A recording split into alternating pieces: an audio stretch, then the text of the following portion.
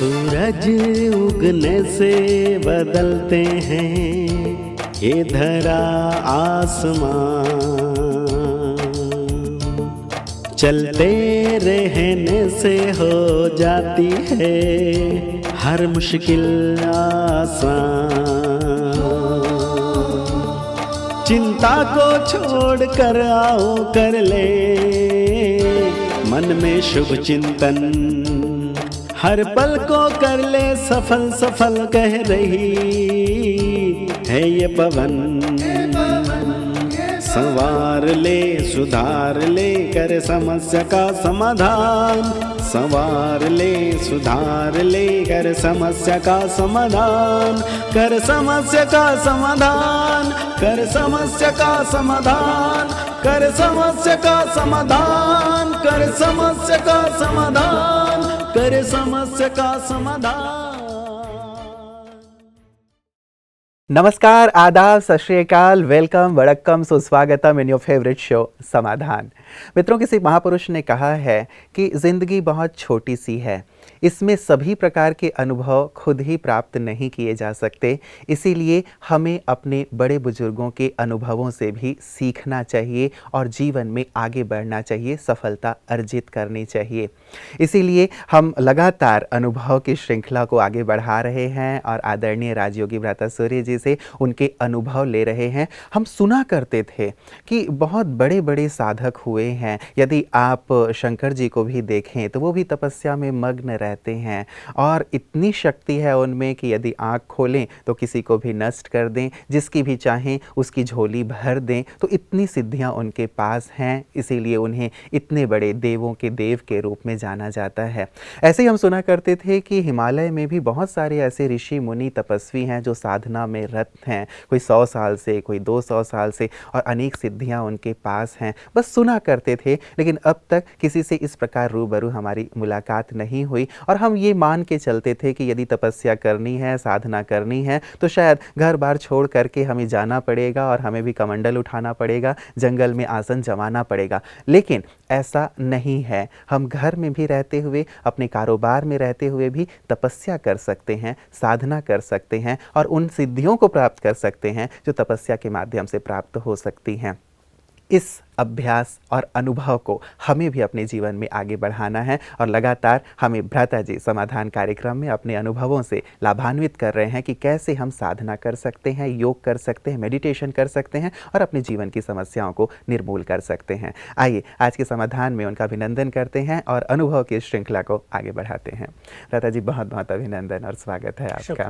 भ्राता जी, अनुभव की जो बात चल रही थी हमारी, विशेष करके योग की, जब योग की शुरुआत हम करते हैं, कई प्रकार की कठिनाई, जैसे कल एकाग्रता की बात हमारी हो रही थी, तो आपको भी जब आपने शुरुआत की थी किन कठिनाइयों का सामना करना पड़ा और आपने उसे कैसे पार किया, ताकि हमारे दर्शक भी जो देख रहे हैं और शुरुआत करना चाहते हैं वो भी इसके लिए अवेयर रहें या तैयार रहें। जब हम साधनाएं शुरू करते हैं, मैंने 68-67 से बहुत अच्छी साधनाएं शुरू की थी और मेरा जो मन था, बुद्धि थी, वो काफ़ी सुलझा हुआ, बिल्कुल शांत, बहुत अच्छी स्थिति में था।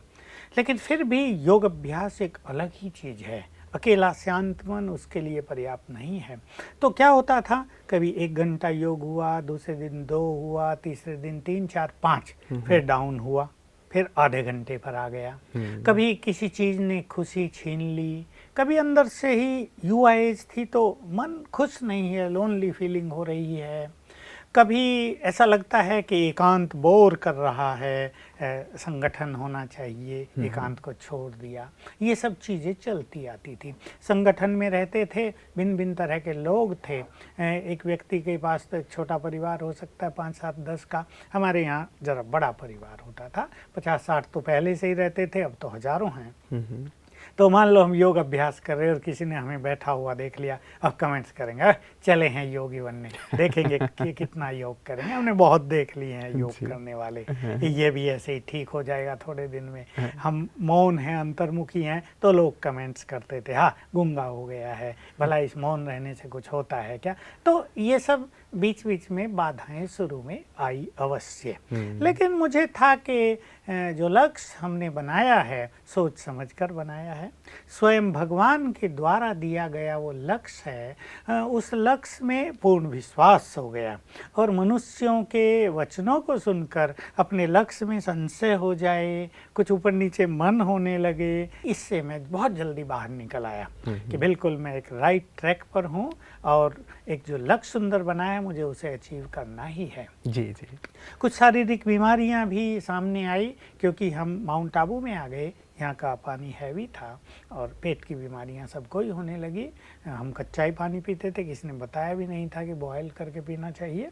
तो इन सब बातों का थोड़ा थोड़ा इफेक्ट आया शुरू में, लेकिन मेरे जीवन में एक ऐसी सुंदर घटना हुई जो मैंने चर्चा की थी कि गॉडली ब्लेसिंग मुझे प्राप्त हुई और बस फिर मुझे ये सब कठिनाइयाँ पार करना बिल्कुल सहज हो गया। ऐसे तो मैं नहीं कहूँगा कि ये कठिनाई नहीं आई, जैसे मैंने कल चर्चा की थी, थोड़ा बहुत क्रोध आ गया, किसी से थोड़ा मनमुटाव हो गया, थोड़ा सा झगड़ा हो गया, छोटी आयु थी, ईगो भी रहता है मनुष्य में। हम पढ़ाई लिखाई में बहुत होशियार थे, डेफिनेटली उसका भी ईगो मनुष्य को रहता है, तो कहीं किससे थोड़ा तकरार हो गया तो मन विचलित हो गया, ये भी बाधाएं आती रहती। उस समय जब आपने शुरुआत की थी, ये सारी बातें आपने खुद अपने अंतर मन में, मतलब कहें कि जैसे आपने कहा प्रयोगशाला, कल भी हमारी बात हो रही थी, आपने इन चीज़ों को पकड़ा। जैसे शुरुआत हम करते रहते हैं साधना के मार्ग में, तो डेफिनेटली इन सब चीज़ों को समझने की आवश्यकता होती है और एक इंस्ट्रक्टर की भी आवश्यकता कई बार महसूस होती है। तो हमारे भाई बहनें जो अभी शुरुआत कर रहे हैं या चलिए 1, 2, 3 साल से लगे हुए हैं, आप उन्हें क्या सजेस्ट करेंगे कि कोई इंस्ट्रक्टर सचमुच चाहिए या फिर हम खुद ही बन करके ये चेक करते देखिए, रहें? वैसे स्वयं भगवान हमारा सुप्रीम टीचर बनकर आया है और उसकी गाइडेंस हमें रोज सवेरे उसके महावाक्यों के द्वारा प्राप्त होती है, लेकिन फिर भी मैं ऐसा देखता आया हूँ कि अगर किसी को कोई अच्छा योगी साथी मिल जाए जिसका अपना योग का चार्ट बहुत अच्छा हो, जिसने योग में आने वाली बाधाओं को क्रम से पार किया हो, उसकी अनुभूति उसके पास हो, क्योंकि मेरे पास जो लोग आते हैं उनमें से भिन्न भिन्न तरह की बातें लोगों की आती हैं, तो उनमें उनको गाइडेंस मिलना बहुत आवश्यक होता है। नहीं तो मान लो यही हो रहा है, भाई मैं योग करती हूँ, मुझे सिर्फ दर्द होने लगता है 15 मिनट के बाद, मैं योग करता हूँ, मुझे तो यहाँ कुछ कुछ होने लगता है, या 10 मिनट के बाद तो मेरा योग होता ही नहीं। कई लोगों ने मनोविज्ञान की बात सुनी है कि मनुष्य की कंसंट्रेशन केवल 10 मिनट तक ही रहेगी, उसके बाद वो ब्रेक होगी, फिर कुछ समय के बाद हो सकती है। इन चीज़ों की मान्यताओं को भी ठीक करने वाला कोई चाहिए। वंडरफुल बातें आती हैं कि मेरा योग सवेरे नहीं लगता, मैं 3 बजे उठती हूँ, 5 बजे तक योग लगता ही नहीं, 5 बजे से फर्स्ट क्लास लगता है। किसी ने कहा मेरा योग सैटरडे और गुरुवार के दिन लगता ही नहीं। ये सब बातों में मनुष्य को एक गाइडलाइन की जरूरत पड़ती है, इसलिए अगर कोई अच्छा गाइड मिल जाए तो ये बहुत सुंदर भाग्य की बात होगी। बिल्कुल बिल्कुल। तो मतलब देख के जरूर, मतलब किसी प्रकार का इस प्रकार की यदि मदद मिल सकती है तो वो जरूर ले लें। अन्यथा कई बार ये होता है कि व्यक्ति उलझन में रहता है कि मैं सही कर रहा हूँ या नहीं कर रहा हूँ, क्योंकि पता है जी शुरुआत करते समय कई प्रकार की अनुभूतियाँ, जैसे आपने भी शेयर की, व्यक्ति को होती हैं, कभी नहीं होती तो कभी होती हैं, कभी उल्टे सीधे। कईयों ने कहा कि हम जब योग में बैठते हैं तो आंसू आने लगते हैं, कई ये कहते हैं कि योग में बैठते हैं तो कोई छाया दिखने लगती है। तो तमाम प्रकार की बातें और अनुभूतियां होती हैं, तो कई लोग फिर घबरा करके इसे छोड़ देते हैं। इसीलिए मैंने कहा कि वास्तव में शायद एक गाइड की वास्तव में आवश्यकता होगी। तो आप क्या कहेंगे भ्राता जी? एक तो परमात्मा महावाक्य हैं जो हमें गाइड करते हैं, और किस प्रकार की गाइडेंस वो प्राप्त कर सकते हैं? कुछ ऐसी चीजें हैं, क्योंकि शिव बाबा ने जो योग का हमें ज्ञान दिया उसमें तो सीधा एक ज्ञान दिया, उसमें जो थोड़ी बहुत बाधाएं आती हैं उसकी भी चर्चाएं की, लेकिन नई नई बाधाएं उत्पन्न हो रही हैं। हालांकि मुरलियों से उनके लिए रास्ता मिलता है, और जो व्यक्ति ईश्वरीय महावाक्यों का रोज अध्ययन और श्रवण करते हैं और जिनको अच्छे टीचर मिले हुए हैं उनके लिए तो मार्ग मिलता जाता है।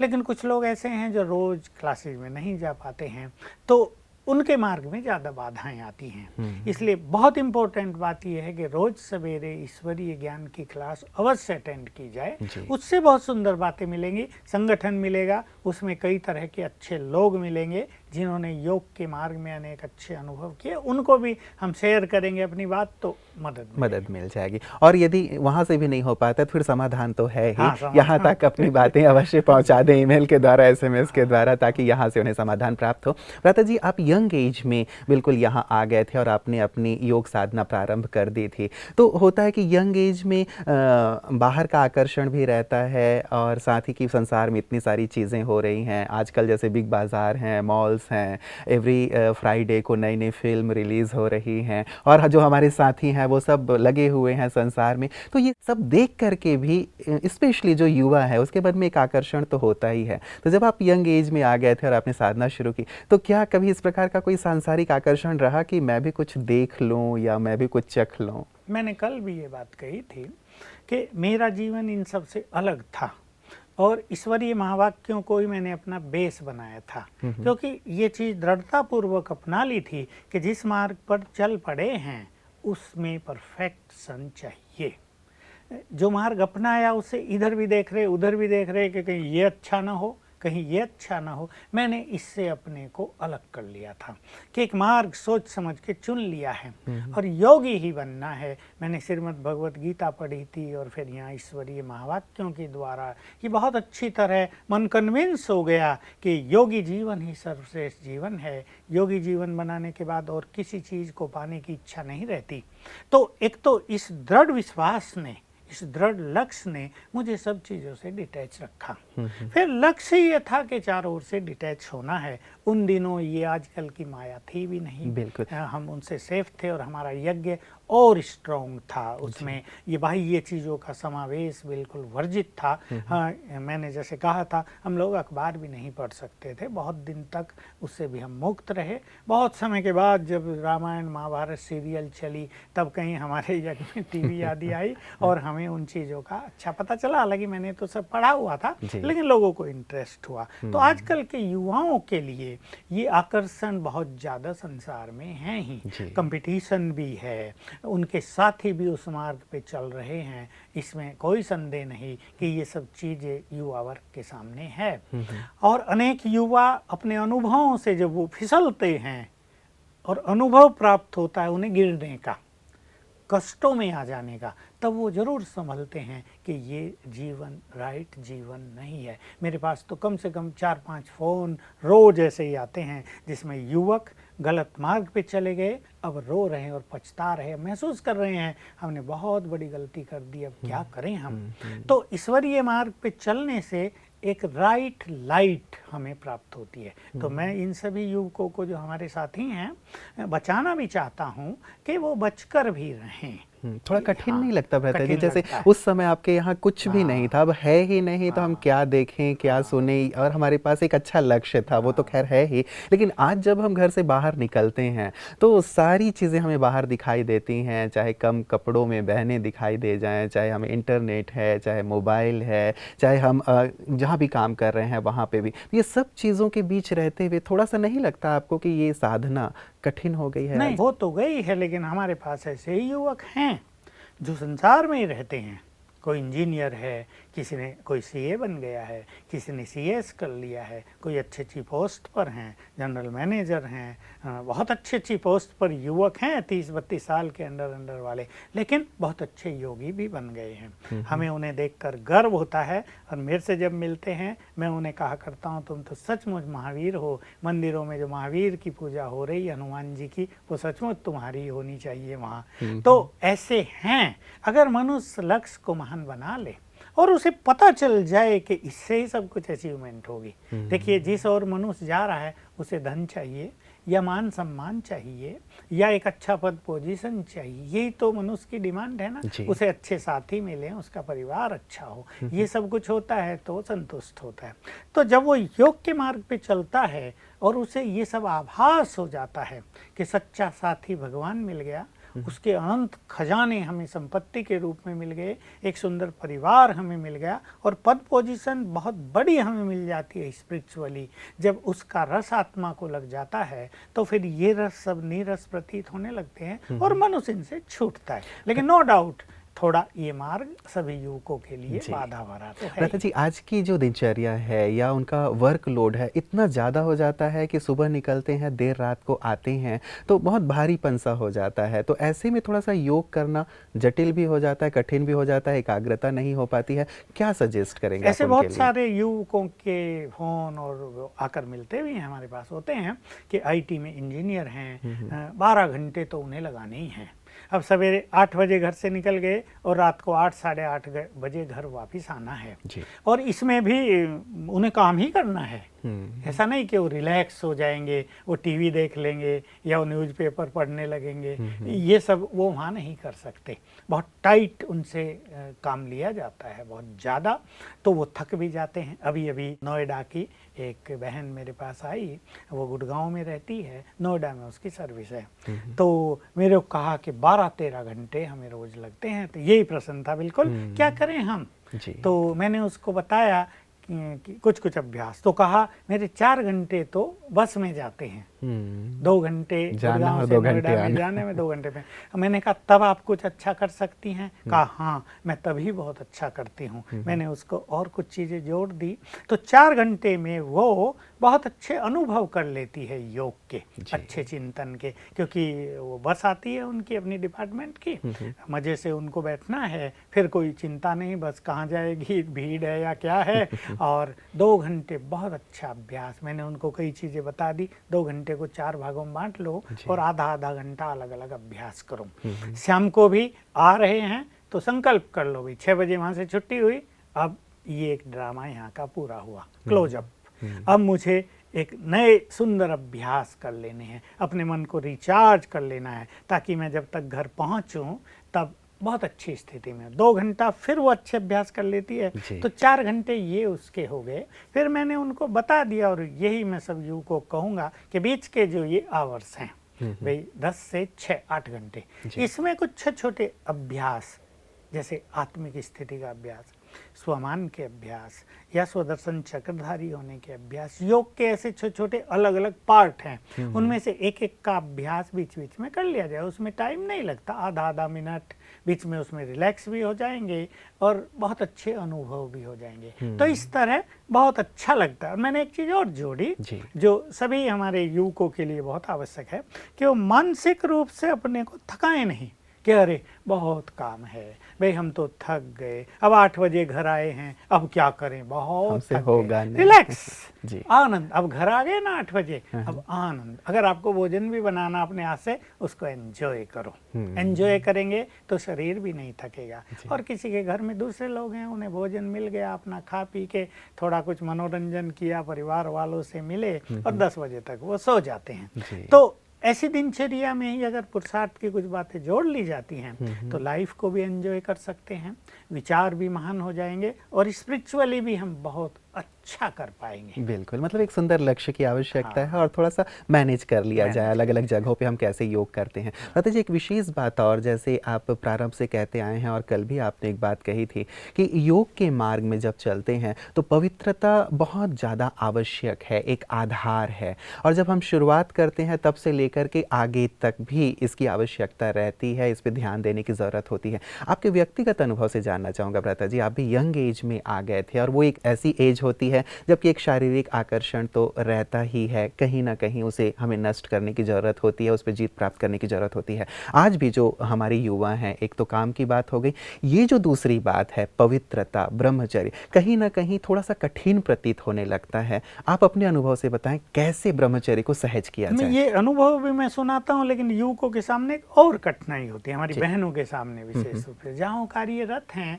वहाँ उनके चारों ओर भिन्न भिन्न तरह के लोग हैं, किसी के वाइब्रेशंस गंदे, किसी के बोल गंदे, किसी की दृष्टि गंदी, किसी का व्यवहार गंदा। तो हमारी युवा बहनों को इस चीज़ को भी बड़ा फेस करना पड़ता है। लेकिन बहुत बहनें स्ट्रांग होती हैं और कई बहनों पर इसका इफेक्ट आता है। तो हम जब छोटे थे तो जैसा मैंने बताया था, बचपन से ही मेरी मनोस्थिति इन सब से बहुत विरक्त थी, लेकिन फिर भी जन्म भी वासनाओं के द्वारा ही हुआ है, देह भी वासनाओं के द्वारा प्राप्त हुआ है, तो देह का आकर्षण नेचुरली होता ही था। लेकिन मुझे इसका बहुत जल्दी आभास हो गया था। जैसे मैंने बताया था कि अवगुणी दृष्टि का मुझे आभास हुआ, उससे क्या नुकसान है, वैसे ही मुझे ये आभास हो गया कि अगर हम देह को देखेंगे, आकर्षण सेकंड स्टेप है, केवल देह को देखेंगे तो भी हम योगी नहीं बन पाएंगे, हमारी मन बुद्धि विचलित होती रहेगी। तो मैंने बहुत अच्छी प्रैक्टिस उन दिनों ही बहुत ज़्यादा कर ली थी, सबके मस्तक में आत्मा देखने का, और ईश्वरीय महावाक्यों से बहुत अच्छी गाइडेंस मिली। जैसे ये देह तो सांप की तरह है, आत्मा इसमें मणि है, तुम मणि को देखो। मैं एक बहुत अच्छा संकल्प किया करता था कि मान लो सुंदर देह है, इस देह में अंदर क्या है, तो ये तो ऐसा हुआ जैसे किचरे का डब्बा बाहर से डेकोरेट कर दिया गया हो अंदर किचरा भरा हो, बाहर आकर्षण हो रहा हो, अंदर में बदबू हो। तो इस तरह के विचारों से देह के आकर्षण को मैंने समाप्त किया। नो डाउट इसमें समय लगता है, और मुझे लगता है कि इसमें 8-10 साल मुझे लगे होंगे, पर मैंने बहुत ज़्यादा ध्यान दिया, और इस आभास के साथ कि देह के आकर्षण से योगी बना ही नहीं जाएगा, इसलिए उसको हमें छोड़ना ही है। तो 2 अभ्यास ने इसमें बहुत मदद की। एक, मैं आत्मा अलग, ये देह अलग, क्योंकि पहला आकर्षण है मनुष्य को अपने देह का। बाबा ने बहुत अच्छी प्रैक्टिस दी थी, स्नान भी करो तो अभ्यास करो, ये देह मेरा मंदिर है और मैं आत्मा इसमें चेतन मूर्ति हूँ, देवी हूँ, देवता हूँ। तो इससे इसका आकर्षण समाप्त होता गया। तो जब हमारे अपने देह का आकर्षण समाप्त हो जाता है तो दूसरे के देह का भी आकर्षण समाप्त हो जाता है। तो मैंने ये प्रैक्टिस बहुत की, यानी बाबा स्वयं गाइड कर रहे थे हमें अपने महावाक्यों के द्वारा, बाबा के मैसेजेस के द्वारा बहुत अच्छी गाइडेंस मिलती थी। और फिर दूसरों को आत्मा देखना कि ये देह है ही नहीं, आत्मा तो देह बदलती आई है। और एक तीसरी चीज़ की प्रैक्टिस ने भी मुझे बहुत सुंदर अनुभूति दी, वो मैं ज़रूर अपने भाई बहनों को कहना चाहूँगा।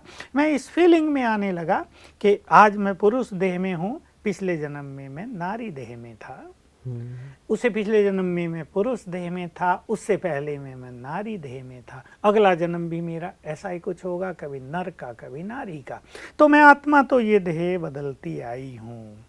तो इससे देह के प्रति जो आकर्षण होता है अपोजिट सेक्स के प्रति, वो समाप्त होने लगा। इस तरह की साधनाओं ने बहुत अच्छी अनुभूति कराई। तो आजकल के जो हमारे युवा साथी हैं जी, उनको भी ये साधनाएं करनी पड़ेंगी, क्योंकि आज एक दूसरी चीज भी है जो तब नहीं थी, कि चारों ओर वाइब्रेशंस में भी निगेटिविटी है, सेक्सुअल फीलिंग्स हैं, काम वासना की जैसे आंधी चल रही है चारों ओर, हर मनुष्य की मनोवृत्ति ऐसी हो चुकी है। इसलिए युवकों को अपने को सेफ स्वयं करना पड़ेगा।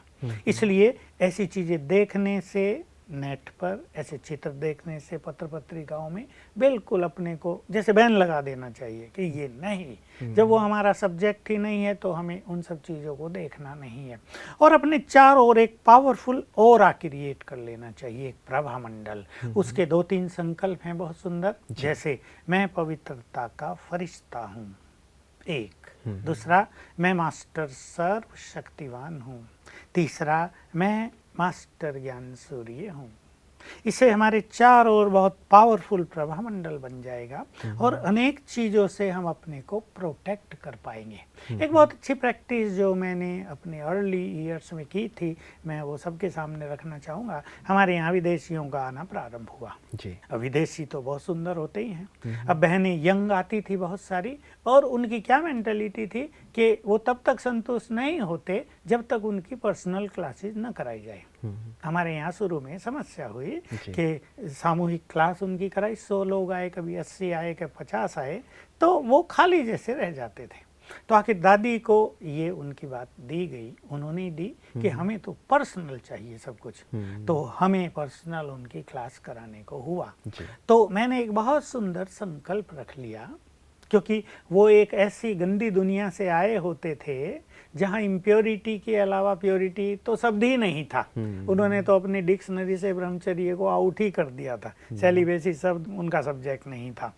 तो मैंने एक संकल्प रख लिया, बहुत सुंदर ये मुझे विचार आया कि मुझे तो सभी को प्योर वाइब्रेशंस देने हैं।